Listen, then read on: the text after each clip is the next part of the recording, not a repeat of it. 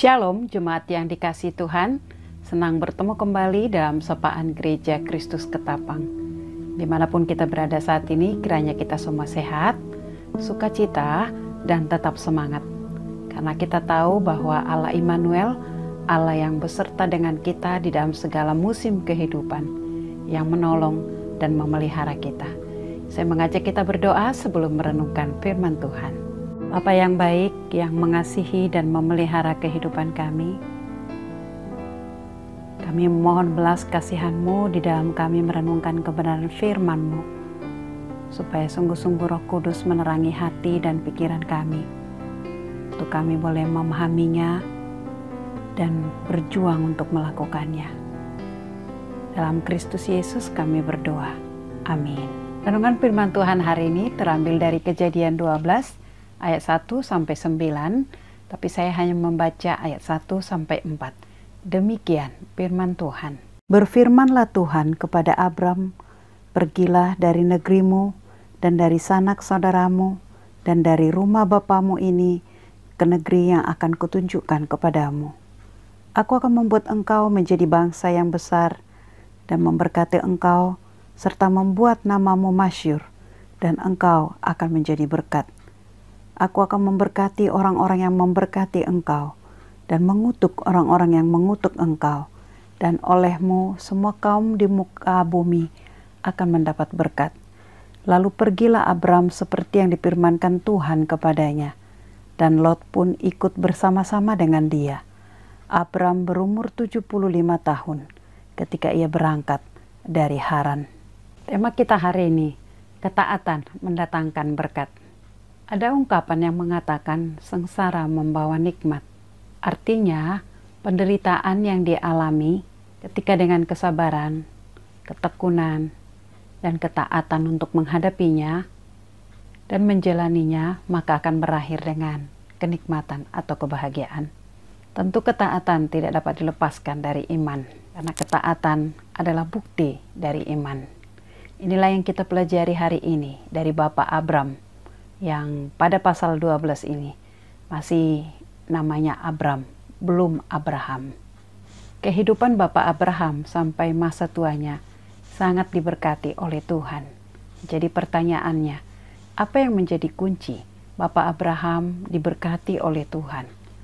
Dan semua kita tahu dan mengakui, yaitu ketaatannya. Dan salah satunya di sepanjang hidupnya, dalam pasal 12 yang kita baca, adalah ketaatan Abram ketika dia dipanggil oleh Tuhan. Panggilan Tuhan bagi dia bukanlah hal yang mudah. Tantangan pertama yang dihadapi Bapak Abram ketika Tuhan memanggil dia, yang pertama adalah usia.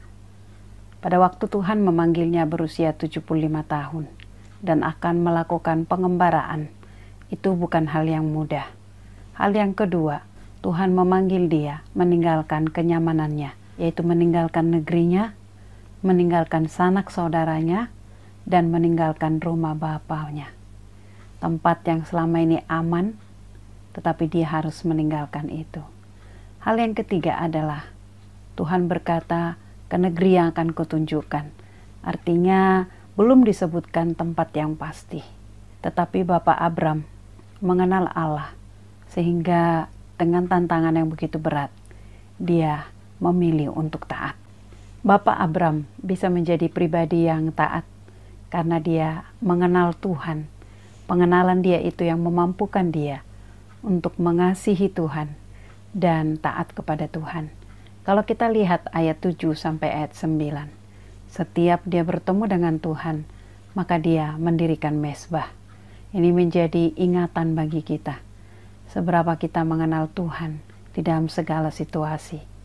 Di dalam ketidakpastian, pengenalan Abram membuat dia untuk taat.